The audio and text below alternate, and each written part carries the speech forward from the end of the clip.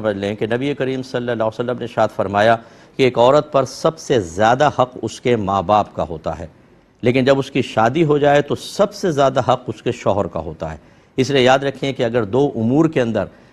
حکم دو جمع ہو جائیں، والدین کچھ کہہ رہے ہوں، شوہر کچھ کہہ رہا ہو، اور دونوں ہوں جائز ہی مطلب، تو پھر شوہر کی اطاعت کو مقدم رکھا جائے گا۔ اور اگر ایک حرام کا حکم دے رہا ہو، دوسرا نیکی کا حکم دے رہا ہو، تو بہرحال پھر حرام میں کسی کی اطاعت نہیں ہوگی، چاہے ماں باپ ہوں چاہے وہ شوہر ہو، کیونکہ نبی کریم صلی اللہ علیہ وسلم نے ارشاد فرمایا کہ اللہ تبارک و تعالیٰ کی نافرمانی میں اللہ تعالیٰ کی معصیت میں، نافرمانی میں کسی مخلوق کی اطاعت جائز نہیں ہوتی ہے۔ اب آپ کے لیے حکم یہ ہے کہ شوہر کہہ رہے ہیں کہ تم والدین سے نہیں ملو گی، اور والدین سے قطع تعلق کرنا حرام ہے، اور قطع تعلق کا مطلب یہ ہوتا ہے کہ قلبی ناراضگی کے ساتھ ہر قسم کے حسن سلوک ان سے منقطع کر دینا، یہ آپ نہ کیجئے گا، کیونکہ شوہر نے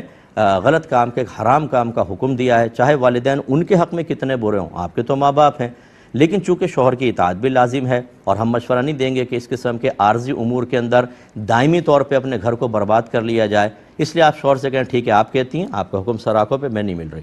نہ ملنا ایک الگ چیز ہوتا ہے، اور قطع تعلق کرنا ایک الگ چیز ہوتا ہے۔ قطع تعلق جیسے ہم نے بتایا قلبی ناراضگی کے ساتھ ہر قسم کے احسان منقطع کر لینا اور ناراض رہنا، یہ ہے حکم، یہ ہے قطع تعلق، اور یہ حرام اور گناہ